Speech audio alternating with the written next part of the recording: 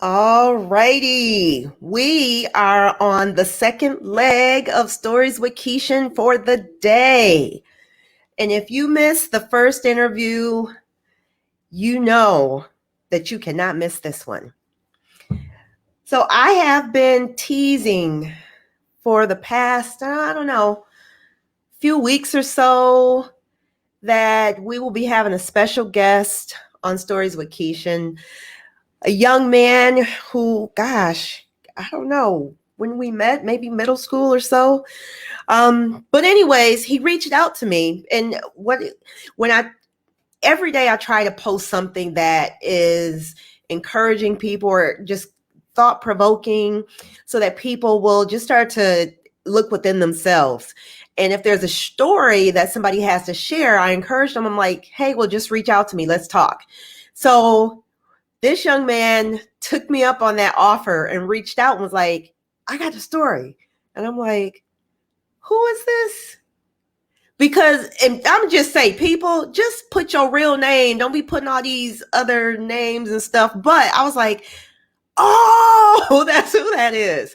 So anyways, he reached out to me and we had a conversation, and it took me back to a moment in time that I thought I remembered, and he just brought it full circle. So I am going to share their story, to share his story to the broadcast, Rodney Booker.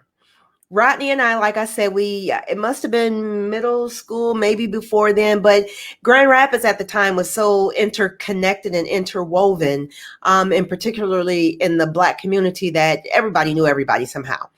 But anyway, so I'm going to bring him to the broadcast, and we're going to go ahead and get started. Let's get it. Let's get it. Yes, you reached out to me, Rodney, about a story, and when you and I talked, just to get a prelim of what it is that you wanted to share. You shared with me something that I knew back then, and then you just really brought it full circle. So, you shared a story about what happened to your mom. But before we do that, where did we meet? Was it Iroquois middle school? Yeah, seventh grade. Yes. Were you in band? Nah, I don't think I did band, but we met at Iroquois.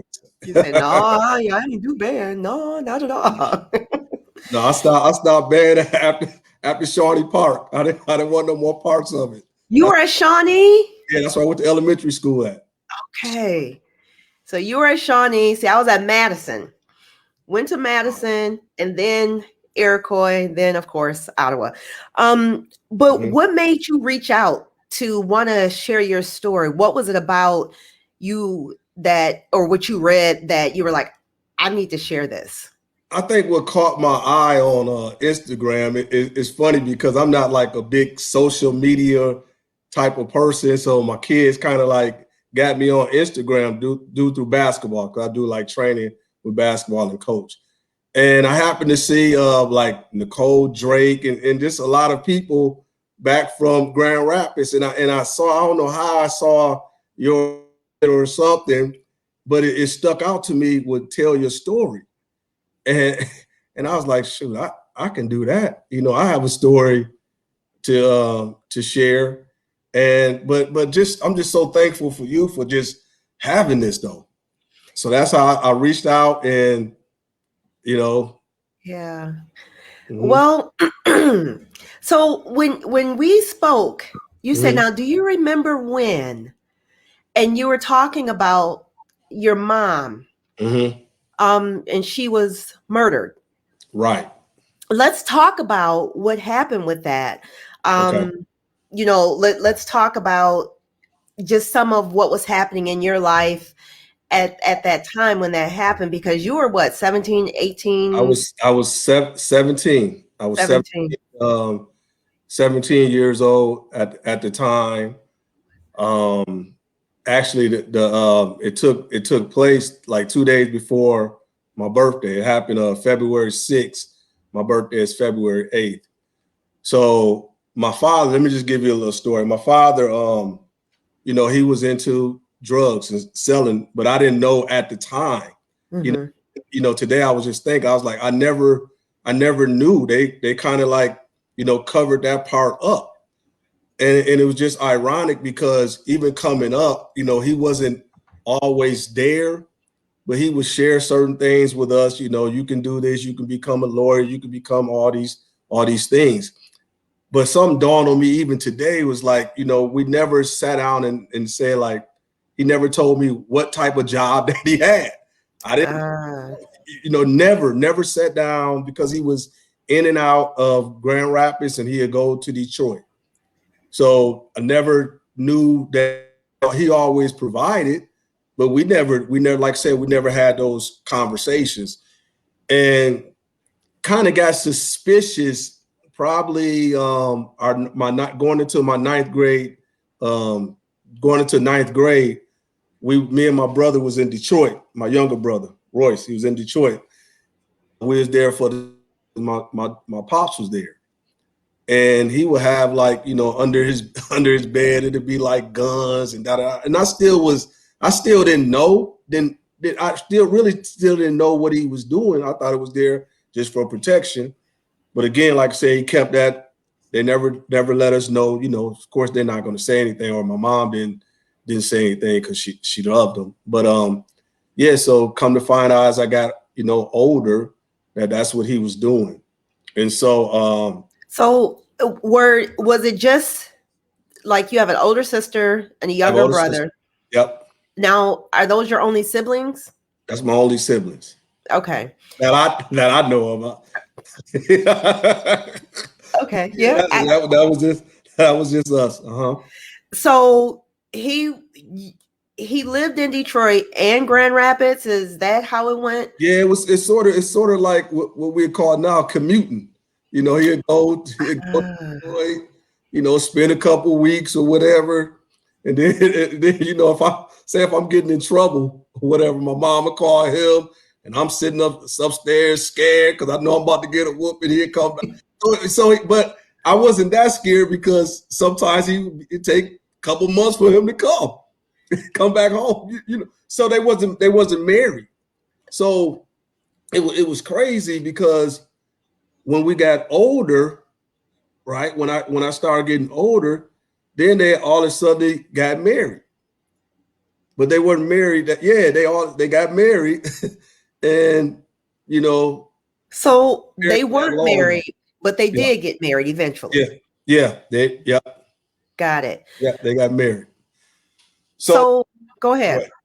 No, so like I said, when they got married, and I think he was in the house probably at that time. I say about 8 months or something like that before this thing started unraveling.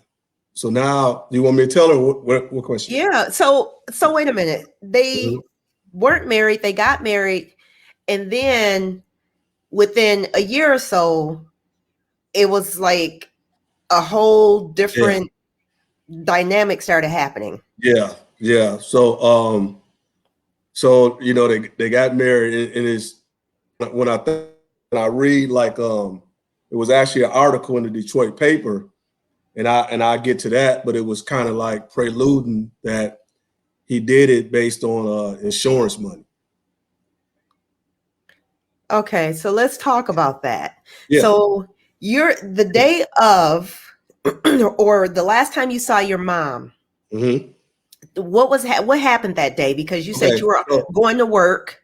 Yep. So what happened was they had dropped me because I was working at Arnie's Bakery. Yeah. On 28th Street.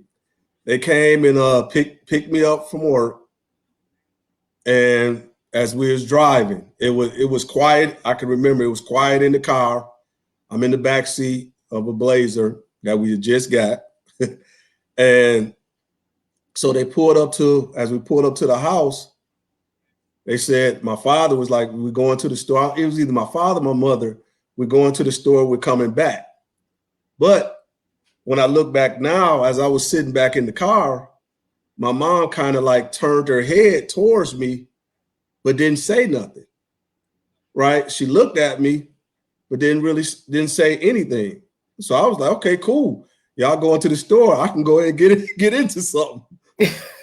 y'all go to the store. So I'm thinking like that. Okay. And I'm thinking that they were coming back. Right. So I go to sleep. I wake up the next day, right? And I go into their room and nobody's there. Well, I had a corduroy tan coat hanging behind my chair. And I just happened I don't know why I would just first I called. I said, let me call to Detroit just to see, maybe they would there or not. I didn't know. So I called up Detroit. When I called, nobody answered. Nobody answered the phone. So I'm like, okay, cool. Not thinking nothing. So I go and get my jacket. I think I'm dressed or whatever. I get my jacket. I go in my jacket. And in the pocket, it was 5 $100 bills. I never had that happen before. So I'm thinking, okay, $500. So I tried to call again, right? Just to see what was going on. But at that time, I wasn't like panicky, right, or nothing. I just found $500. I'm about to get into something. I'm just being honest. So I called some friends of mine. We get on the bus and we go to Woodland Mall. I'm in Woodland Mall. I'm buying shoes, buying them stuff, going to Mr. Fables. Remember Mr. Fables? Yes, you get your bring it back. So I go to Mr. Fables. I'm eating, So we get back, and I go over to my friend's house. He lives on Hall Street. Good friend of mine. And so we there, talking, And next thing you know, somebody knocking at the door. So what time of day is this? This is like I started off probably around 10 in the morning. Yeah, 10 in the morning, about 10:30. Okay. We get there probably around 11 or 12, something like that. So we come back, it's probably like around 4 o'clock. Okay. So we there for it's still still sun is still out. So we get there. I'm upstairs at my friend's house, and we hear this knock. Probably about an hour and a half after that. So I hear the knock. His mom says, "Rodney, your brother's here." So I'm like, God, dog, I just spent this money. I'm scared. I'm thinking, man, I'm about to be in trouble because I got $500. Didn't know, but I'm just all these things are rushing in my head. So my brother comes and knocks on the door, and I go out. He said, "Come on, we got to go."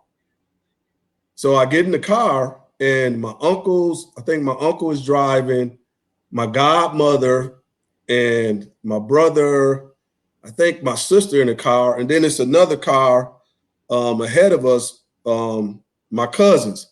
So we're on our way going to Muskegon because that's where my mom is from. She's from Muskegon, and her lived in Muskegon, grandmother. So we drive into Muskegon, and everybody's still quiet. I don't know what's going on. So towards we get halfway to Muskegon, they broke out the news, said mom is dead. I'm like, huh? Yeah, your mom got killed.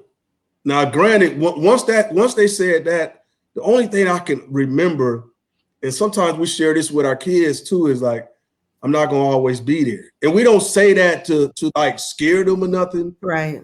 The truth. But at that moment of time, I wasn't ready for that. Right. So sitting on the window, we get there, we get to my grandmother's house, and she's there, and they told her, and we just got it's just a diary feeling when we get inside my grandmother's house. People talk and don't know, just don't know what's going on. But looking back and just talking with like my uncle, they already knew what happened. My grandmother, from talking to my brother, sometimes we talk about it. It's like, yeah, Mom Nita, that's what we call it. She already knew that he did it. Wow. everybody knew that because the stories that was said didn't line up, and we can talk about that as well. But that's how that day, went. So when they dropped you off at work, did they drop you off or pick you up from work? They picked me up from work. So what time was that when they picked you up from work? That was at night because I was doing like probably I think around 9 o'clock. I was like second shift, like 3 to 9, something like, or 4 to 9, something like that. So it was like around 9 o'clock, 9:30, something like that. And when she picked, and then they dropped you off at home. They dropped me off at home. Correct. And in that moment, you knew in hindsight that your mom was talking with you by looking at you, but not really saying anything. As I got older and was going to college, as I got a little older, and when I had time, when I reflect, and then I could see it. It was like a slight head turn, but you could see it in the eyes. There's something, but at that time I didn't know. Yeah. So you guys go to your grandmother's and break the news to your grandmother that your mom had just been murdered. Yeah. Now, at that time, you didn't know who was the suspect. No. Yeah, okay. I didn't have a clue, who the suspect was. My grandmother, when they told her the news, I can just hear it now. She came to me. She's like, Rodney, what's going? She had that just a mother's look, like a surprise. She's like, Rodney, what happened? What's going on? And I didn't really know. I'm just sitting at it. I didn't know. So that right there, that part, nobody. I don't think anybody knew at that time what happened. What you know what I mean? Yeah. Because I think the police had actually called. I think they either called my uncle or my cousins to let them know. I don't know how they got the number and all that. I don't know. So at this point, somebody was notified from your family, and then you and your brother and sister were brought into everything that was happening. Who did y'all end up staying with? Or did you stay at your home? We still was at our house, but I kind of I was floating around. I was over my cousin's house, who kind of I was staying there for a while because it was just too much. Yeah. At my cousin's house, I would stay at a good friend of mine's, and when I bring his name up, you really gonna know Brett Sanders. We grew up together. I took you back. I know I did. Brett, yes. Yeah, me and Brett, we grew up together. So I was staying with them. Then I was staying with my godmother on Cass Street. And my brother, he was staying with my sister was at home. She stayed at home for a minute. My brother stayed at home for a minute. Then he stayed with my other uncle. And yeah. So this happened, your mom was murdered a few days before your birthday. Correct. When did things start to just really shift? Because if I recall, your mom and dad both picked you up from work. Right. So what were your questions? Because I'm sure you're like, well, wait a minute, Dad, what happened? My pops, man, one thing about he put that fear in you.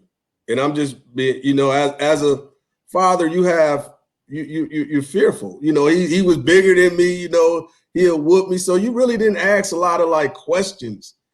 Like say for example, with my kids, they know I don't play when it comes to certain things. So I wasn't really asking questions until I started getting older, right? And just he never told me what happened, what really happened. People, the thing was that my father, they went to Detroit, and once they got to Detroit, there were two guys waiting around the house.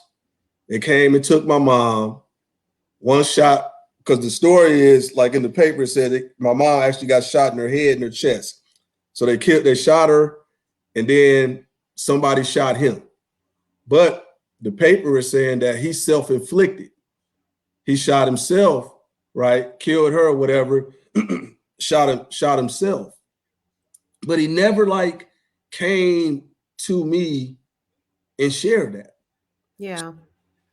I'm in college, so let me speed up. So I go through that, and I'm in college, and he would write letters. I would still try to, he would write me letters through his grandmother, through my grandmother, which was his mom, and he never, like I said, he never said anything.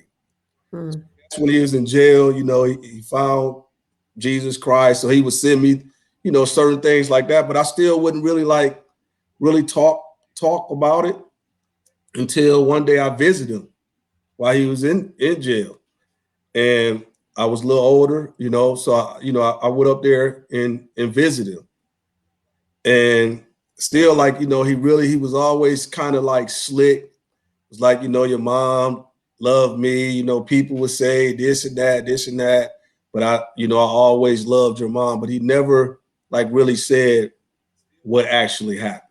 Yeah. But to confirm it though, my brother had saw him one time. Am I cool? You we good. Okay, so to kind of confirm like the story, because I mean the word out was like he did it. He had something to do with it or whatever. I don't think he ever even my grandmother, my mom's mom, because they kind of because what he was into. Yeah. Let me bag up. So let me just bag up so to make it clear. So before they was married, he had this girlfriend in Detroit, right? He had a girlfriend in Detroit. Even before that, he used to live in California when we Mm. were in elementary. Me and my brother went out there before, and he was dating this other lady. Those two ladies, the one in Detroit, the other two ladies, I think the one in Detroit was murdered, and the other lady was murdered. So these are two ladies, yeah, these are two ladies that dealt with him that were also, murdered or, died. What? Yeah. I mean, it's deep. So anyway, my brother goes to just to show you how the things are connected in that term. You know what I mean? So my brother, he goes to one of the bars or something. He tells me this. He went to a bar and he's there with a couple of his guys, and my pops is there. He's with a couple of his guys. So my brother goes in this bar, and when he goes, he from the back, he was like, "Man, that looked like my dad." And so, because my dad got his back turned, I guess they're at the bar. My brother comes, he's with two guys, and he goes and sit at the bar. And so I guess my dad. So was this before or after your dad was locked up? This was after he got out. Okay. Okay. After he got out of prison. Okay. So my brother goes and sits down, and he said it twice. He's like, "If you come at me, you got to come correct." So my brother kept saying that to him, you know. So my dad turns around and he looks at him. He said, "That sound like Royce." He said, "Royce, what's up?" or whatever he said to him. Asked him something, and so my brother was like, "If you come to him, you got to come correct." So he wanted to buy my brother a drink, and my brother didn't want no drink. So he whispered something to him. He was like, you know how I do," and he mentioned the Bushes. So when he said that, my brother was like, because he had his guys, da da da da, and it was just, Wow. and he got the story to kind of like, you know, confirm it, and it was something because before that incident, even though my brother, he's trying to write something about that. And one of the things he titled is living in a house with a murderer.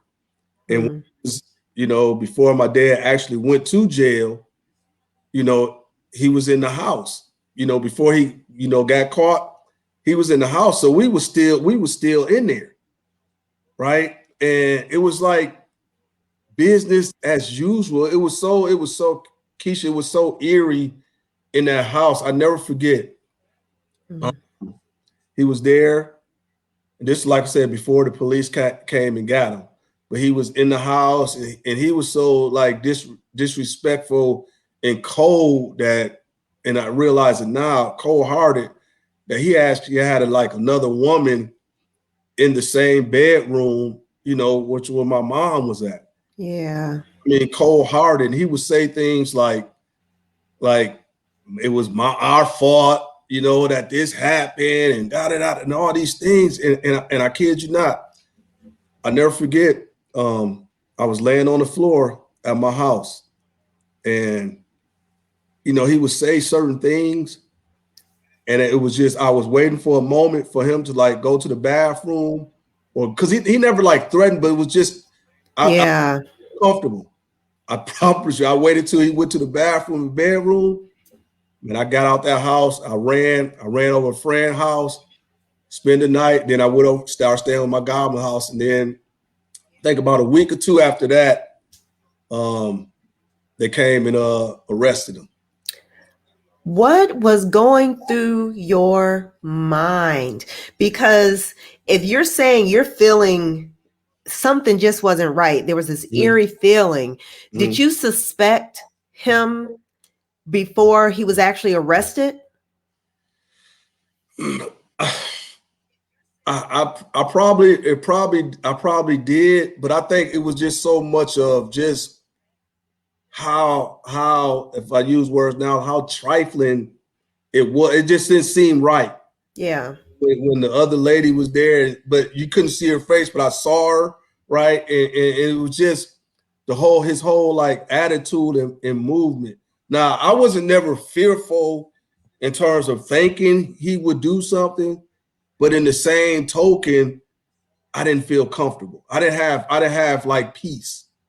And you can understand what peace is even at a young age. It was just something on the inside didn't just feel right. And I got up out of there. Because I mean, I didn't know. Yeah. My sister would tell me stories like he'll be like, your mom is gone now. Now you can start cooking and all this crap. It was just, yeah. yeah, yeah, yeah, Woo-wee. yeah. So at some point, Mm-hmm.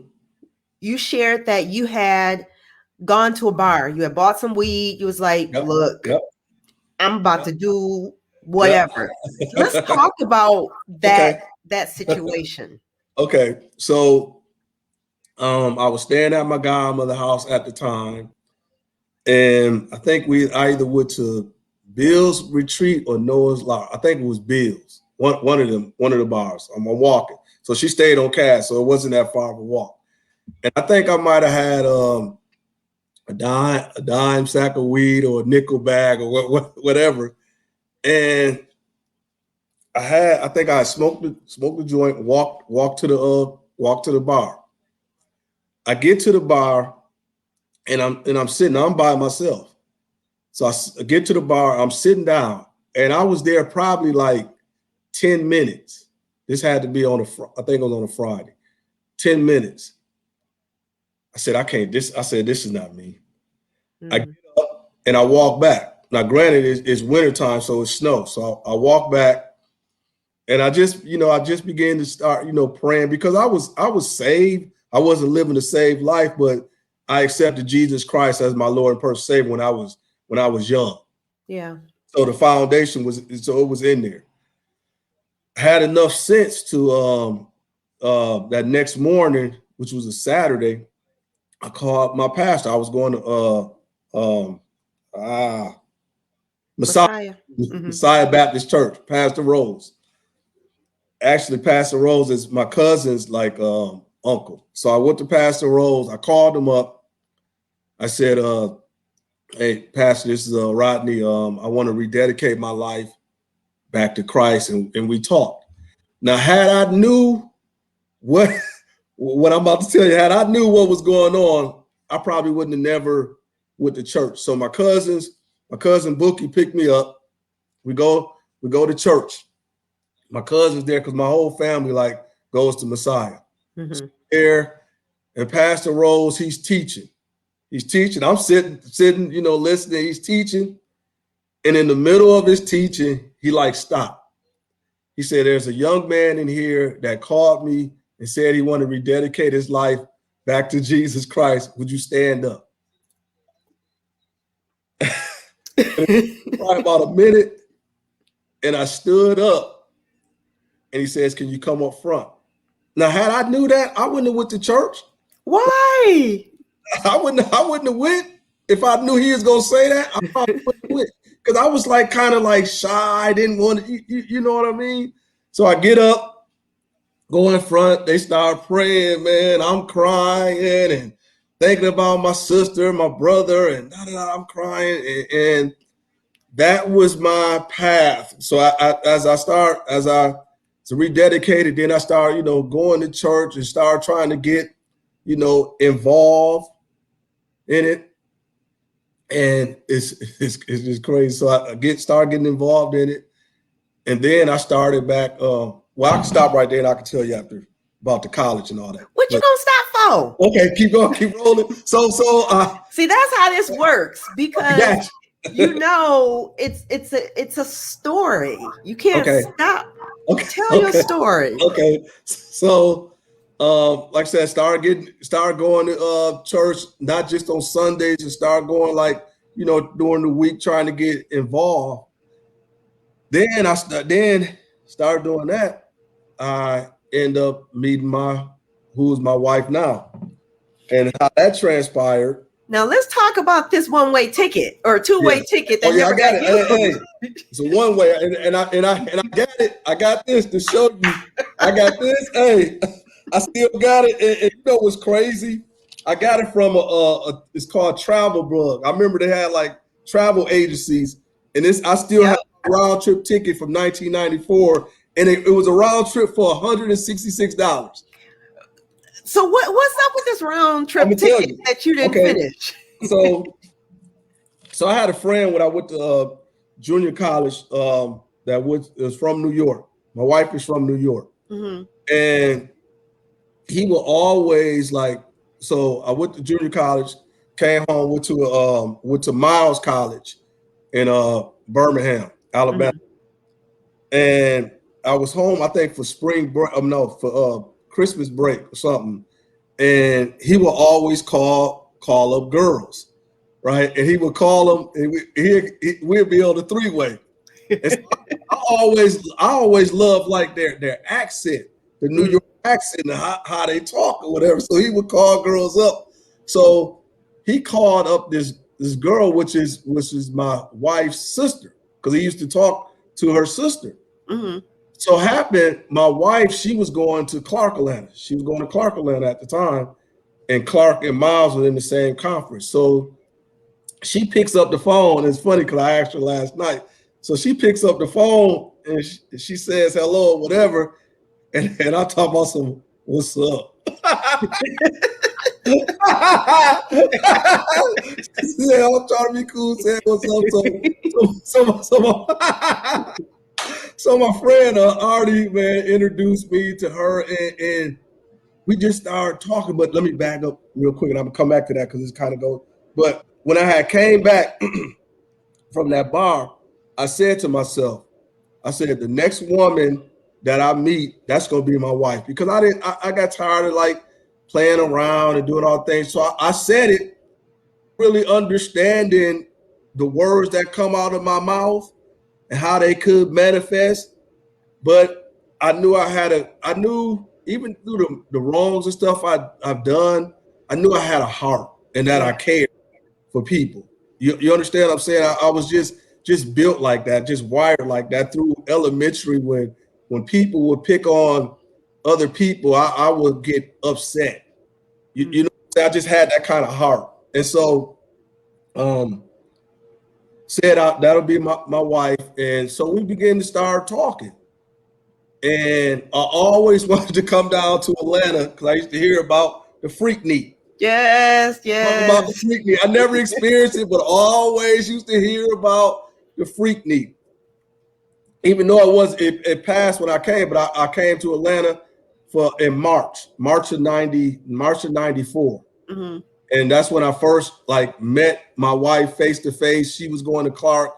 She knew Dee Dee Jimerson was in her class. She knew Brett. I mean, I was at her house one time and she had this photo album and it was like a picture of her sister with Brett. I was like, this is Brett Santa. I know. She's like, you know Brett? I was like, yeah. She's like, well, me and Brett, we go dance and we go to the club. I said, yeah, Brett can dance, Brett. Right. Right. So all this stuff is connected. I'm like, wow. So I get out here, I meet her. I was in Atlanta for my first time for like about a week or two. Came down, met her, but we used to before I came down here, she used to send me letters. I used to write letters. We used to talk on the phone. I mean, it was just crazy. But she was stern. She would send me, what's those little Bible things they have? I forgot what they call tracts. Tracks. Yep. Yeah, she would send those tracks, and so it was cool. So come back home. She's about to graduate. Fast forward, that was in March. She's about to graduate in May. Her and her sister. So I got my evidence right here. I'm supposed to be home June. I came here May. I got what is the date? May something. No, I came here May 14th. And I was supposed to return back home June 4th of 1994, and I still have my round trip ticket. I have my buddy sent all my stuff up here, and I was staying with her sister and her mom. Then I got me a studio apartment because I wanted my own stuff, and made it happen. Wow. Made it happen. So, like you said, those words manifested. You're like, nope, the next whatever woman I'm gonna be involved with, that's gonna be my wife. Yes. And that's what happened. And here we are, how many years later? 20 we've been married 24 years. I've been in Atlanta since 1994, May of 94. So she's seen your growth. Yes. Because when you and I talked, because I was still stuck on how do you go from, what happened with your dad and forgiving him, because that's hard. That's a hard.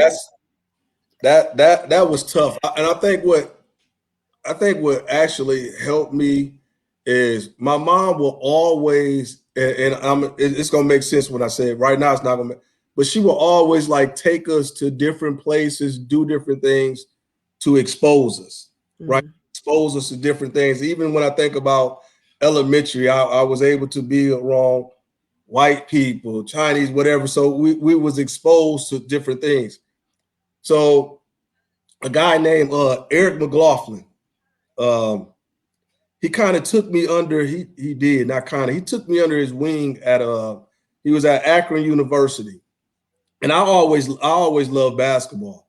I never played in high school because I didn't have the grades. I kind of like cut myself, but I was staying with him with his senior year for about probably like 7 months. So I got to see not just the star treatment that he was getting, but I got to see be exposed to college. Yeah.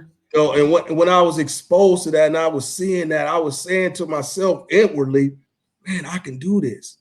I can do this. I can do this. Play college basketball and do these things. And so he kind of helped me, get to that point. So what I did was, and I'm gonna get to our point to where I'm getting at. So I never forget, I took a college book and I started calling schools. Not granted, I never played high school. So I'm calling colleges. This is my name. I'm just giving them stuff off, I'm able to do this. And a coach took a chance on me. And he took a chance on me in Colorado, and I played junior college basketball there. And he took that chance.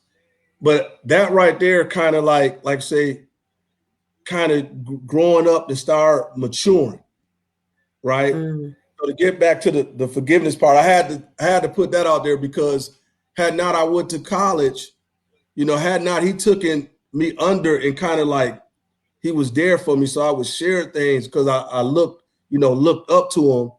I wouldn't be able to forgive. So what I mean by that is, so like I said, it was rough. He was the murderer. He would say differently, but I mean, all the evidence points towards that. And as I got older and I started having kids, I had to like forgive. Reason being is, and it wasn't easy. God had to help me. I couldn't do it with my flesh. With my flesh, Yeah. I could do it, but He had to, help me. But I started writing a book. Started writing a book about the situation, and it's called Life After Tragedy. And tragedy just doesn't mean like somebody getting killed. Any type of situation can be a tragic situation. You can lose your job. I mean, you can get divorced. Whatever is tragic, whatever you deem as tragic, but there's life after that. Yeah. In order for me to really do it, I had to, walk in forgiveness. Number one, because that's what God wanted me to do. Because if I didn't walk into forgiveness and hold that hatefulness, God is not going to move. In spite of Mm. how difficult a situation, He just can't do it, right? Because it's like a dam. It stops that water from flowing. He can't Yeah. go against His word, right? And so I never forget. I took my sons, both of my two sons, up there to meet, their grandfather, right? And I walked in that forgiveness, but it wasn't the forgiveness just for him, but I needed that in order for God to flow through me. But not only that, but to share people that it's possible to forgive when you take yourself out of it and allow Mm. you to do. Yeah.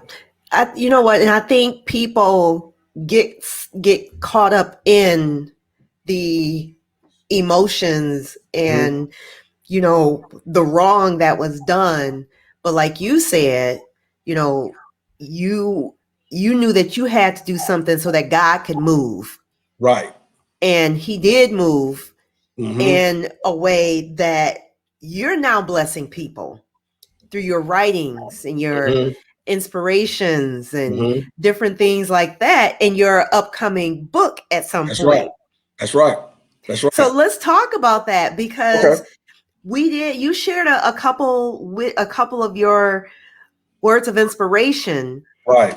and you're like, I know I didn't write this. I know God used me. And even the person who I interviewed earlier, Patricia Ansary, she talked about somebody said, God wrote that book through you. And she was like, and she couldn't do anything but give it to him. It's like, yeah, that's true because Hmm. it's a testimony for somebody else. So let's talk about some of the things that you've been able to write. And people Okay. are like, wow. And you didn't Okay. even know you were doing it. That right there is the thing. As I've been just reading, and I kind of think about in the book of Acts, you have Paul and Paul and John, and they were in the midst of these people, Pharisees, and I don't want to get too deep in it, but to make a little just to paraphrase, and they were teaching. And as they was teaching among educated people say high priests and all these things, just the boldness of God have coming on them, and the people looked at them and was like, we perceive that these are unlearned and uneducated men. Who gave you all this kind of authority? Well, that's kind of awesome too, because they were actually educated by Jesus. They wasn't probably educated at a college, but to have Jesus flow through them and to speak boldly to them, I mean, that's huge. That's Right. actually a compliment to get the attention, but not only to get the attention, but to get people to be converted unto Christ by not being educated by their system or what they deem to be the right way. Right. So with my writings, man, it blows me away. So it happens like every job that I go to, I can't even explain it. One job I had down here, the year after 9/11, Mm-hmm.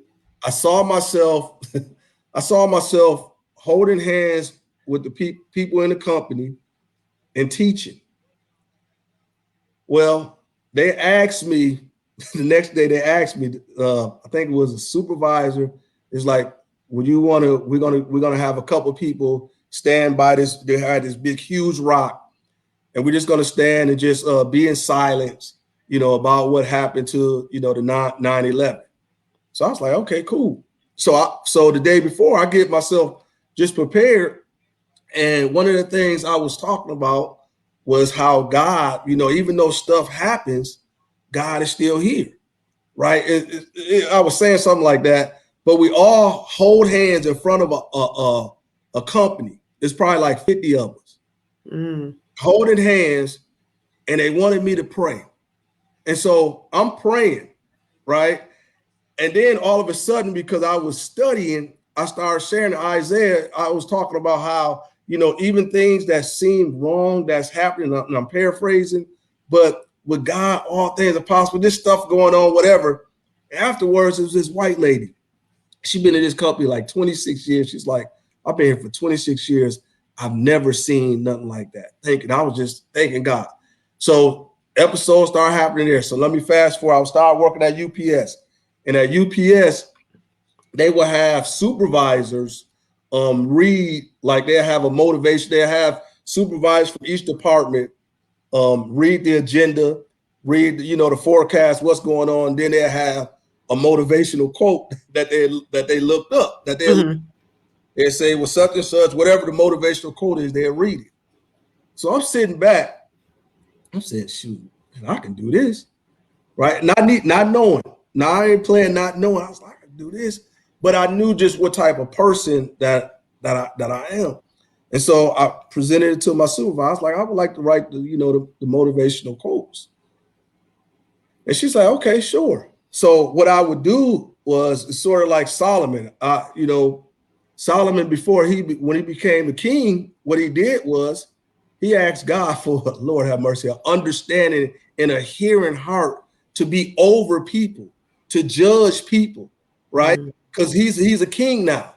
And in order to do it rightly and justly, I gotta have a heart. I gotta have a heart to hear you to be able to judge right. That's stewardship. So before each writing, not knowing who I'm gonna be speaking to, not knowing what subject, none of that, because God has given me a gift of encouragement. Mm-hmm. One, I recognize that because he branded me with Isaiah 54, and it talks about I have given you a tongue of the learned to speak to those that are weary, that want to faint, give up, quit. So he gave this to me, right? So before any time I write, I'm always praying, okay, Lord, you know who needs something.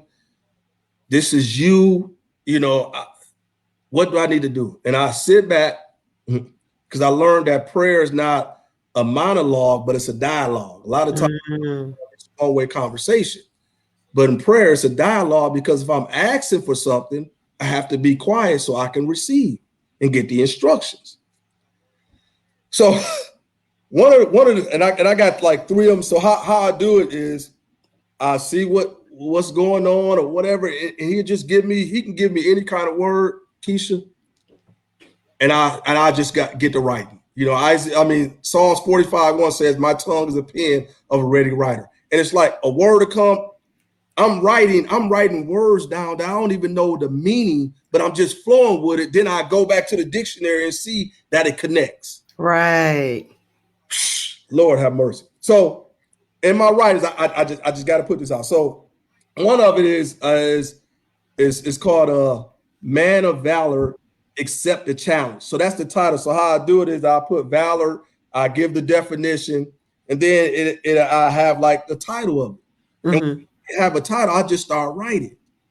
But this particular one, when it says man of valor, accept the challenge, it's like it's a direct talking to you, challenging you to set the challenge. You know, it's something that's straightforward, to the point, blunt, and direct, right? And so I wrote, man of valor, accept the challenge. With understanding comes responsibility. That's the challenge. When you understand something, it's your responsibility. Mm. So this is what I'm writing. The whole UPS, hundred of people is getting it from their supervisor. This is the motivation. Lord have mercy. So with understanding comes responsibility. The very nature of a man is to respond with dignity and character in the midst of adversity and uncomfortable challenges. When operating with dignity, it speaks of being honored to accept challenges with calm assurance that will assure a victorious outcome.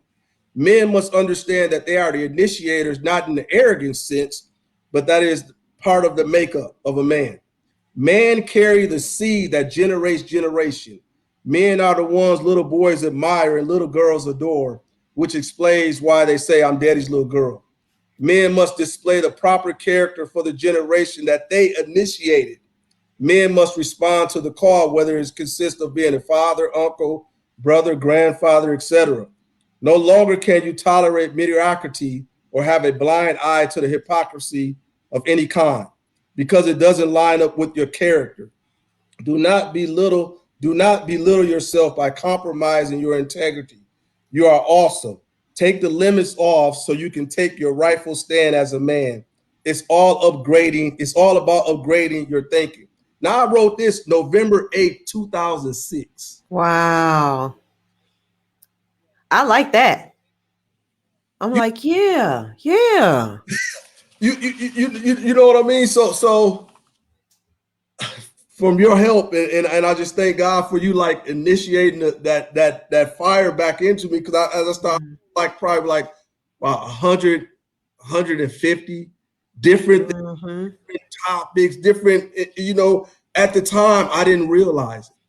So I would share this with my wife, and she'd be like, "Man, that's good, that's real." And she came up actually with the title. I'm in the process of getting it done. I'm definitely going to get this done because it's something that's I believe that is needed, and it's not like being super spiritually deep. It's just like situations that we're faced with, that we Yeah, that who we are. I mean, what man wouldn't want to know that, man, you're a man of valor? Do you understand what that means? Number yeah. one, understand that you initiate generation. You carry the seed. Mm. You carry the seed, that generation. Of course, the woman births it, right? So it takes two, but you generate, you initiate. So just think about having that kind of mindset that I'm a creator as well. And you start having that, you start feeding yourself with that. There's nothing impossible when you know that. But how many people actually know that? Yeah. That's good because, and if nobody is feeding them that, like when you were talking about, you had a desire from when you decided that you were going to give your life, rededicate your life to Christ. And Mhm. then you were looking for colleges and, just somebody took them under your wing or took you under their wing for a Mhm. period of time to just get you to a point where you were strong enough to try and figure some things out. And then you went to the next level and then you asked for more. And then, God blessed you in that area and you asked for more and he's giving you more. Mhm. If people don't know that it's even possible, and that's where your words speak to them so that they know it is possible. Mhm. Though that encouragement Yes. where maybe they don't how somebody tells you to do something, you won't do it until the right person tell it, and Mhm. then you're like, oh, now it makes perfect sense. Mhm. You have that for somebody because You don't have, I've listened to many of, people who are theologically educated, but like we were talking even before we even came on, and you have to show them your wounds. That's right. You have to show that, otherwise people, they don't get it. They don't, That's right. well, you don't know. You don't know nothing about me. Right. You ain't been where I've been. But yeah, I have. Right. This is my wound. These are my That's right. wounds. That's right. And so that's where you come into play for those people who need to see the wounds. That's right. So, because that's where the freedom and liberty is. Because I have wound. I've done wrong. I'm not perfect, right? But I don't even use that as an excuse. I don't even teach that with my kids. Well, it's a mistake. No, we made a wrong decision. You made a choice. Stop using a mistake. What do you mean? If I go and beat up somebody, if I go and sleep on somebody, that's not a mistake. That's a choice. And what I'm even now with basketball, and I share this with my son today. I said, I'm now geared towards teaching decision making, because you can be the most skilled, talented person, but if you don't make right decisions, right, there's consequences. If you're not a good decision making on the basketball court, you know what? But you're not going to play, because you can't make the right decisions. You're talented, but every time you get it, you're turning the ball over, so we lose possessions, right? If we can't make the decisions, just think about it. When God, Lord, thank you. Psalms 32:8 says, I will instruct thee and teach thee in the way which thou should go. I will guide thee with my eyes upon you. If I'm instructing you and teaching you, and you decide to refuse it, Proverbs 8:33 says, hear instructions, be wise, and refuse not. So if you neglect it, you can't escape, because you neglect it. So it's now, are you heeding the instruction? What instructions are you following? That's what we have to ask. Are we following the instructions? And then where are you getting the instructions from? The instruction are you getting? Is that person proven? That's good. So is that something that you incorporate in your training for your basketball? Oh yeah. Even with that, that's just amazing, because I mean, just the word of mouth, but character is everything. Stewardship is everything. But yes, when I'm teaching, it's like I'm always dependent on the Holy Spirit. Lord, okay, even though I prepare myself, but time when I get in there, I include them. What's whatever. But that decision making though, that's so. I mean, you have to do that. So I count on him. I mean, Jesus even did it in John 5:30. He says, I can't of myself do nothing unless I get it from God. So he gets his instructions from him, and then he judges. Well, we know his judgment and his discernment, his decision is going to be right, because he gave it to the essence of what's right. So if he does it and he's our example to follow, then you know what? I'm going to connect with him. That's just me, but that's what I'm connecting with. He's my son. Yeah. That's good. Oh man, woo! but you know what? But it is funny, Kishen, because people are like, why don't you become a preacher? Da da da. I've spoken at places, but I'm not the type of person to. First of all, I don't want that kind of responsibility. Unless he gives it and leads, but that's not me. I love just being able to go to a Walmart, and my wife, she'd be like, "Oh, I'm not ashamed. If somebody say something or whatever, I'm sharing it, but I have studied his word. His word is in me. Yeah. It lives in me. So now when a situation or something occurs, I can share that, do that, and then I'm gone. I'm not going to sit, you understand what I'm saying? Yeah. It's what I'm supposed to do. But I agree, because and I've been saying this lately, one plants, one waters, but God gives the increase. That's so right. You don't know what your assignment is. You don't know if you're watering or if you're planting, but God gonna give the increase regardless. That's right. And you just put it out there, and then you move on. That's and right. Let whatever happens. So if somebody is in the Atlanta area and they want to connect with you. Maybe they have children that they would be interested in participating. Yes. In I got you. in your basketball program. Yeah. Mm-hmm. What's the age group that you work with? I work with like,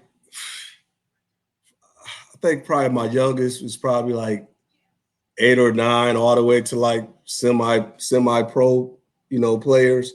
I have, and I love just teaching, teaching the fundamentals, of the game, but also, holding people accountable. You gotta be held accountable, and being that example. Yeah. Funny, because before I even got started with training, I asked God. I was driving, I never forget it. I said, why would people want to come, to my training? What makes me different? I don't want to get into something just to begin. And why?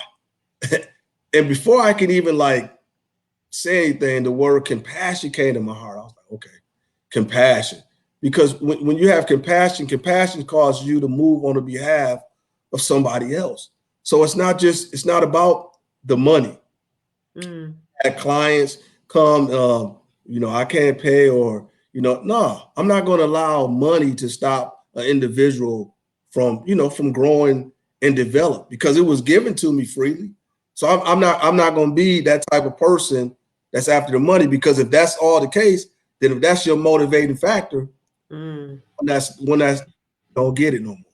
Are you going to stop being committed? Are you going to stop being diligent? You understand what I'm saying? So now it starts showing what your focus really is.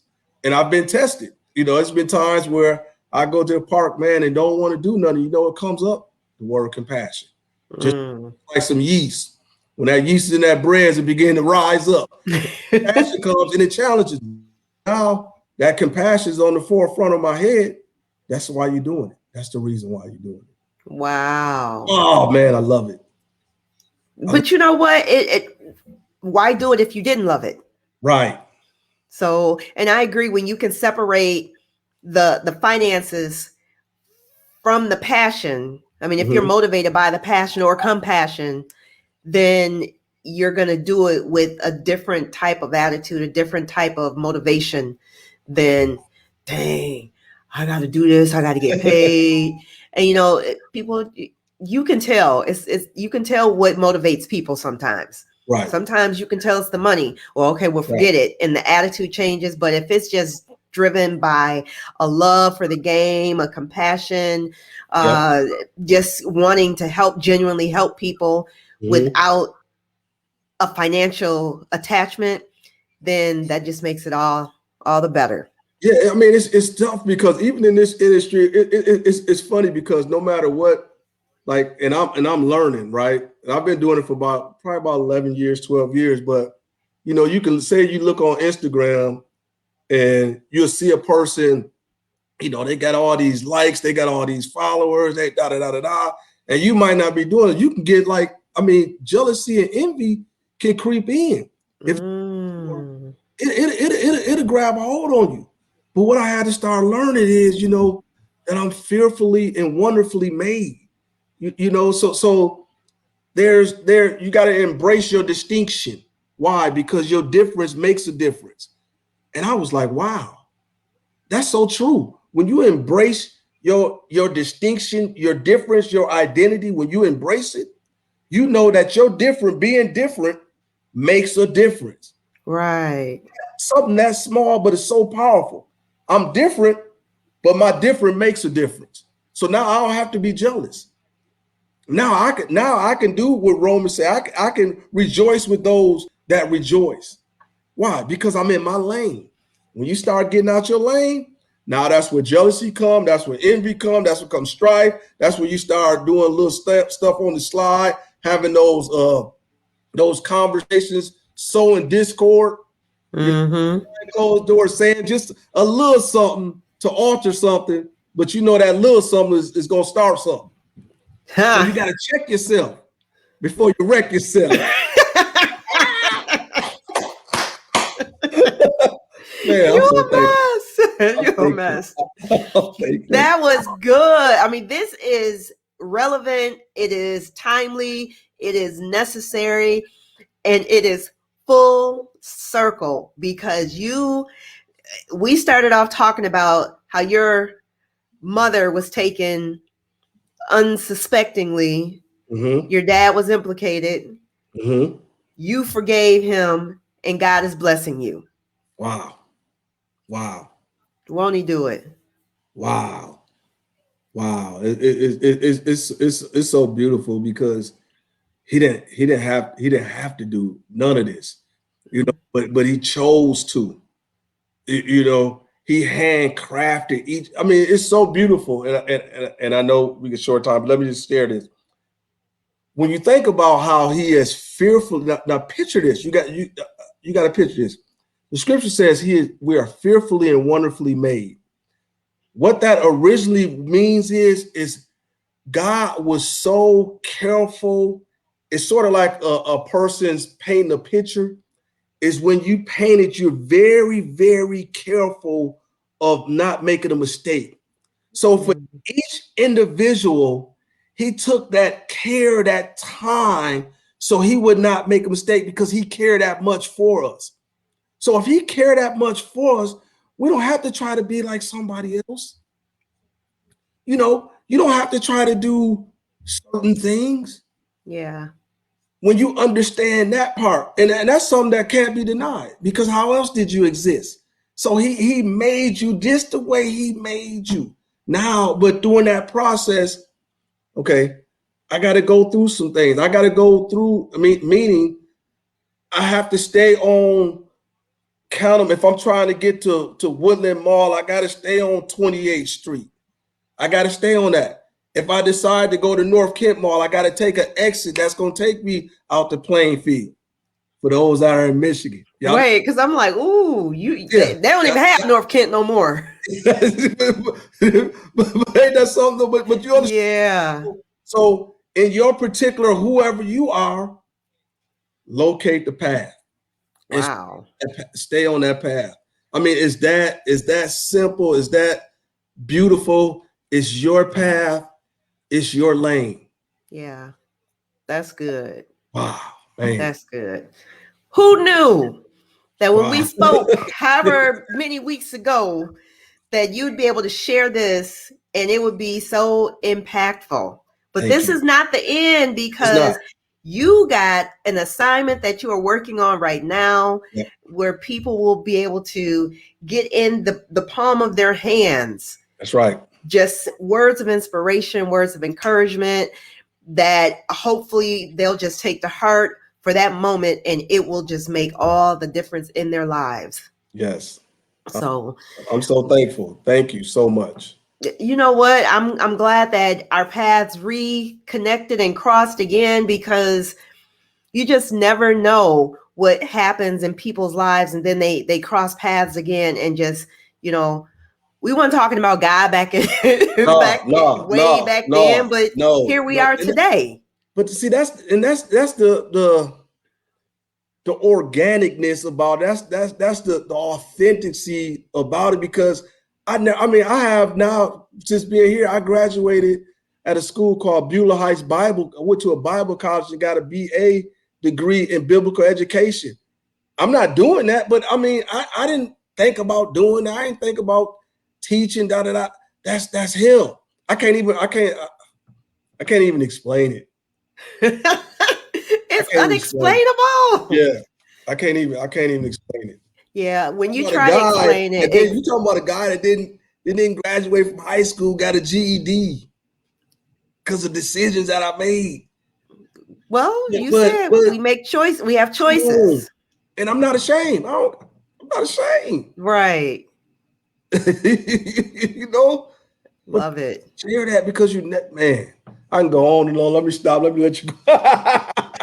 I love it. Like I said, we'll have another opportunity, because when you get your book up and finished, and however that comes together, that's going to be another opportunity for you to continue to share your story. Awesome. But it's going to be a different story. That's right. Maybe you'll talk about, well, I dropped out of high school, but I went back and look, how God is using me in this time and in this season. Right. So he gets the glory. That's right.